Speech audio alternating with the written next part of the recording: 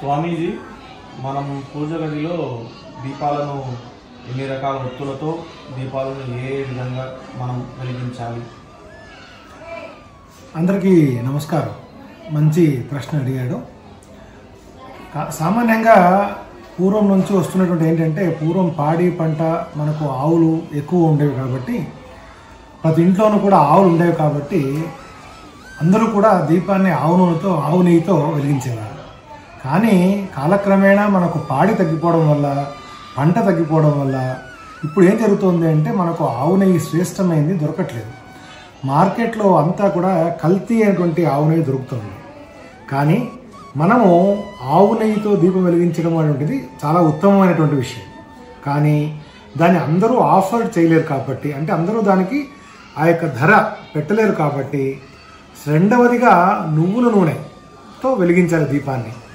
మూడవదిగా మన ఆముదంతో దీపాన్ని వెలిగించడం అనేటువంటిది చాలా శ్రేష్టమైన విషయము. ఇకపోతే దీపపు కుందలు దేవుడింట్లో 2 ఉండాలి. ఏకంగా ఒక్క దీపాన్ని ఎప్పుడూ కూడా వెలిగించకూడదు. కేవలం శవం ముందర, తర్వాత శ్రాద్ధకర్మలో పిండాల ముందర మాత్రమే మనము ఏకదీపాన్ని, ఏక ఒత్తిని వెలిగిస్తాం. మిగిలిన అన్ని టైంలో కూడా 2 దీపాలని 3 ఒత్తుల్ని కలిపి నూనెలో నానిపి దాన్ని వెలిగించడము అనేటువంటిది శాస్త్రసమ్మతమైనటువంటి విషయం.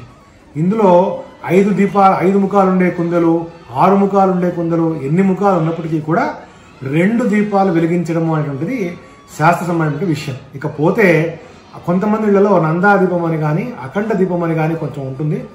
దాన్ని అఖండ దీపము లేదా నందా దీపం పెట్టినప్పుడు ఆ దీపాన్ని ఆరిపోకుండా చూసుకోవడం అంటే ఉత్తమం. కానీ కొన్ని కారణాంతరం వల్ల కొడి కడుతుంది. అంటే పైన పత్తి కాలిపోయిన తర్వాత మనకు ఒక మచ్చలాగా వస్తుంది, లేదా ఒక మసిలాగా వస్తుంది. దాన్ని తీసేస్తూ దీపాన్ని నిలబెట్టుకోవడం అనేది ఉంది శాస్త్రం. దాన్ని పాటించవచ్చు. దీనికి కావాలంటే మీకు ఉదాహరణగా దసరా నవరాత్రుల్లో 10 రోజులు కూడా, లేదా ఏదైనా ప్రతిష్టా కార్యక్రమాలు కానీ, పూజా కార్యక్రమాల్లో మనం అఖండ దీపస్థాపన చేస్తాం.